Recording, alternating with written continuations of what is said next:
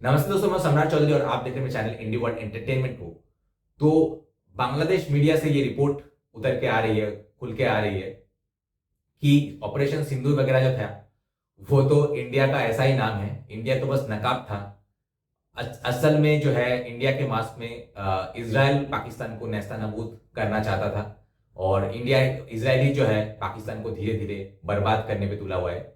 तो ओवरऑल जो है कि ये पूरा गेम प्लान जो है इजराइल का था according to so called Bangladesh. खैर, ये ये लोग समझ नहीं पाते इजराइल और इंडिया जो है सेम पेज पे है। हाँ, हमारे कुछ जो पीसफुल पॉपुलेशन है वो शायद साथ दे सकता है बांग्लादेश इजराइल, बांग्लादेश गाजा और पैलेस्टाइन जैसे फालतू देशों का। ओवरऑल इंडिया जो है वो इजराइल का, हमारा वेस्टेड इंटरेस्ट जो है हमेशा सेम है। एक बात गौर करने वाली है कि इजराइल इतना छोटा सा देश है, बहुत कोई लोग बोल सकते हैं कि अमेरिका पे एकदम अमेरिका के उंगलियों पे नाचने वाला देश है, लेकिन मुझे तो लगता है कि बात उल्टा है। क्योंकि ज्यूइश लॉबी जो है अमेरिका में काफी स्ट्रांग है। ये लोग अमेरिका के इशारों पे नाचते नहीं है, उल्टा अमेरिका को अपने उंगली के इशारों पे नचाने की काबिलियत रखते हैं। तभी आप देखते हैं कि बहुत पहले से जब अमेरिका का बहुत अच्छा रिलेशनशिप था पाकिस्तान के साथ, इवन आज भी है, ऑपरेशन सिंदूर के टाइम पे भी था, लेकिन फिर भी इसराइल अमेरिका के अगेंस्ट हमेशा ही इंडिया का साथ दिया है और हमेशा ही उन इसराइल की जो वेस्टेड इंटरेस्ट है कि पाकिस्तान की न्यूक्लियर पावर को छीनना और पाकिस्तान को पूरे तरीके से नक्शे से मिटाना। तो हमारा ओवरऑल जो है एम्बिशन तो सेम है, लेकिन अनफॉर्चुनेटली हमारे देश का जो पॉलिसी है और इसराइल की पॉलिसी है उसमें जमीन आसमान का फर्क है। अगर आप देखें, रिसेंटली न्यूज भी आई है कि पिछले 90 डेज में 342, सिर्फ 90 डेज में 342 हिंदू वुमेन का रेप हुआ है बांग्लादेश में। इवन बहुत सारे लड़कियों का जो बॉडी है वो बिना सर के मिले हैं। इस लेवल पे अत्याचार चला गया है। अगर वो इसराइल के जूस के साथ होता ना तो मतलब 2 दिन में फ्लैटन करके उसको बॉम्ब करके उसका राख बना देता है इसराइल। जैसे जो हालत गाजा और पैलेस्टाइन की किया है इसराइल ने, वही चीज जो है इंडिया को बांग्लादेश का करना चाहिए था, बट कर नहीं रहा है कोई।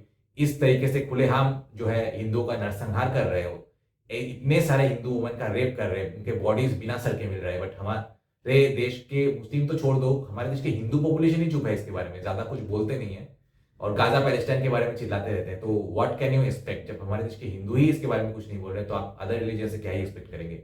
एनीवेज, चलिए अभी बांग्लादेश का कॉमेडी रिपोर्ट जो है, जो गधे है उसका ट्रस्ट मी ब्रो इन्फॉर्मेशन पता नहीं कहाँ कहाँ से इन्फॉर्मेशन लाता है, तो वो अपने देश को अपने जाहिल पब्लिक को सौंपते हैं और वो बताते हैं और इनकी ऑडियंस जो है ये पकड़ मतलब लबक भी लेता है।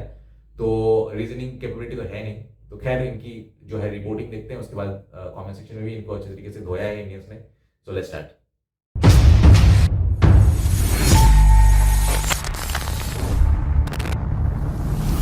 दोस्तों, मैंने बहुत सारे बिजनेस पार्टनर्स को, खास करके जो एनआरआईज है, उनके लिए चैनल बना के उनको इंडिया में एक stable source of income generate करके दिया है। अगर आप भी मेरे साथ पार्टनरशिप में चैनल स्टार्ट करना चाहते हैं, जहां चैनल के ओनर आप होंगे लेकिन कंटेंट मैं बना के दूंगा, तो मुझे कांटेक्ट कीजिए इस नंबर पे।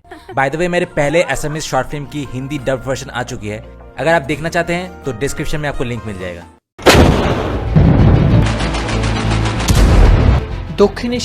दक्षिण एशिया के युद्ध मानचित्र पर अचानक मानो फट पड़ा एक गुप्त सूचना बम, जिसे सुनकर शायद आपकी भी आंखें फटी की फटी रह जाए। भारत ने पाकिस्तान में ऑपरेशन सिंदूर नामक अभियान की सफलता का श्रेय स्वयं को दिया था, लेकिन दावा किया जा रहा है कि असल में वह उनका काम ही नहीं था। कहा जा रहा है कि यह तो मध्य पूर्व के कब्जाधारी इजराइल का छद्मवेशी हमला था, जो अब तक पर्दे के पीछे था, आज सामने आ चुका है। और यह खुलासा दक्षिण एशियाई राजनीति में मानो एक नया विस्फोट लेकर आया है। भारत ने भले ही इस अभियान का श्रेय स्वयं को दिया, लेकिन इस्तेमाल किए गए लगभग सारे हथियार इजरायली थे। भारतीय सेना ने गर्व से घोषणा की थी कि उन्होंने पूरे 100 घंटे तक पाकिस्तान के मिसाइल हमलों को रोके रखा, मगर जब उपयोग किए गए हथियारों की सूची देखी जाती है तो तस्वीर साफ नजर आती है। भारतीय समाचार माध्यम एनडीटीवी की रिपोर्ट में भी वही तस्वीर सामने आई है।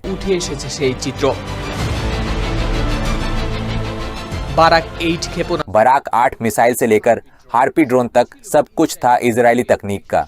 खास तौर पर हार्पी ड्रोन, जो दुश्मन के रडार को नष्ट करने में अद्वितीय है।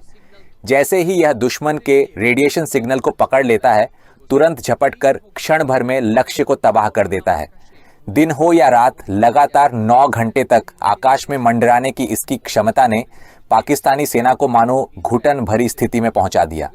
इतना ही नहीं, इजराइल और भारत के संयुक्त प्रयास से बनाया गया बराक एच मिसाइल रक्षा प्रणाली एक ही समय में दुश्मन के हवाई जहाज, ड्रोन और मिसाइल सबके खिलाफ लड़ने में सक्षम है। 360 डिग्री की कवरेज और एक साथ कई लक्ष्यों को ध्वस्त करने की क्षमता भारतीय सेना को अतिरिक्त शक्ति देती थी। चाहे समुद्र हो या स्थल, इसकी प्रभावशीलता दोनों ही क्षेत्रों में समान रूप से उपयोगी साबित हुई।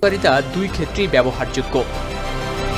মোনালিসা হেভি ফ্লো 15 পিস প্যাকেটের সাথে 8 পিসের একটি প্যাকেট একদম ফ্রি।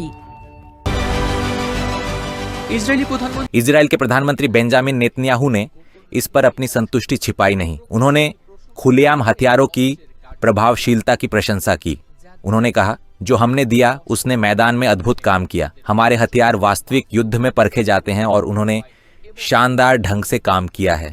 यहाँ तक कि यरूशलेम में भारतीय राजदूत जेपी सिंह से मुलाकात के बाद उन्होंने सोशल मीडिया प्लेटफॉर्म एक्स पर पोस्ट करके आपसी सहयोग की भी याद दिलाई। हालांकि विशेषज्ञों का कहना है कि इस कहानी के पीछे और भी भयावह पटकथा छिपी हुई है। उनका दावा है कि भारत को सामने रखकर असल में इजराइल पाकिस्तान को कमजोर करने के एक दीर्घकालिक मिशन पर निकला है। यहाँ तक कि ऑपरेशन सिंदूर में सीधे इजरायली पायलटों की भागीदारी की संभावना को भी नकारा नहीं जा रहा है। দেওয়া হচ্ছে না।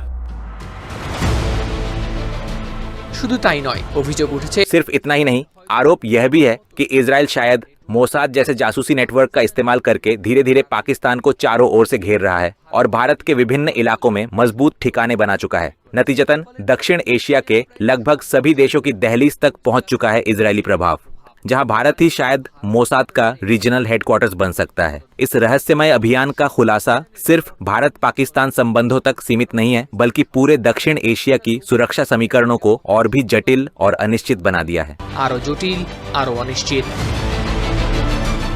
হাওড়া শামীম, RTV।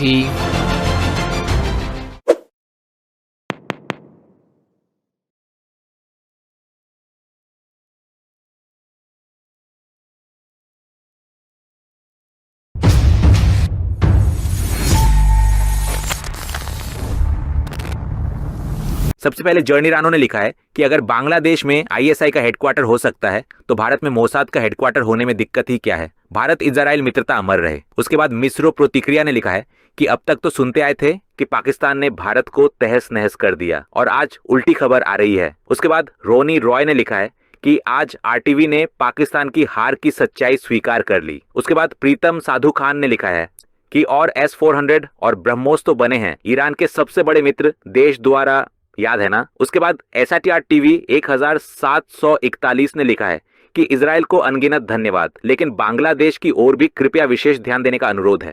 उसके बाद अनुपम मुखर्जी ने लिखा है कि सस्ते गांजे की क्वालिटी इतनी खराब हो सकती है, ये तो रिपोर्टर की बात सुने बिना समझ ही नहीं पाता। उसके बाद सत्य गोपाल दत्ता ने लिखा है कि मुझे पर्सनली लगता है कि पाकिस्तान से पहले इसी कंगाल देश को दवाई की जरूरत है। उसके बाद अयान ने लिखा है कि मैंने सुना था भारत के मिसाइल तो बांग्लादेश में बने और ढाका से ही होकर आए थे। उसके बाद अयान बसु ने लिखा है कि बांग्लादेश इतना डर क्यों खा रहा है।